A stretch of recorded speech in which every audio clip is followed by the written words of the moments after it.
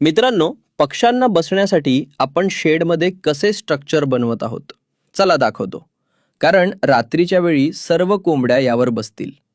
लोखंडी चौरस पाईप वापरून आपण शेडच्या मधल्या खांबाला त्याला जॉईंट करून घेतले आणि पक्ष्यांचे वजन लक्षात घेता एक भक्कम आधार म्हणून स्लोपसाठी तरी आपण लोखंडी चौरस पाईप वापरला. त्यानंतर आपण हे स्ट्रक्चर असे आडवे म्हणजे त्याला स्लोप का बरं ठेवलाय, हे पूर्ण सरळ का नाही केले? तर कारण असे की आपल्या कमी जागेत जास्त पक्षी बसले पाहिजे म्हणून. आणि या पाईपला आपण आडवे बांबू बांधतोय.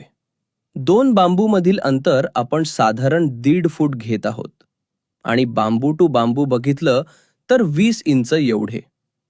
हे बांबू आपण जाड तार वापरून असे बांधले की ते खाली सरकणार नाही. तारेचा जॉईंट नेहमी खालच्या बाजूने ठेवा. त्यानंतर अंडी उत्पादनासाठी स्ट्रक्चरच्या समोरच्या बाजूने आपण 4 फूट एवढी जागा सोडली. कारण भविष्यामध्ये इथे आपण तेलाचे डबे किंवा इतर सोयी करणार. एक लक्षात घ्या, कोंबडी नेहमी उंच जागेवर बसते. त्यासाठी शेडमध्ये असे स्ट्रक्चर असणं खूप गरजेचं आहे. पुढची माहिती पुढच्या व्हिडिओमध्ये. धन्यवाद.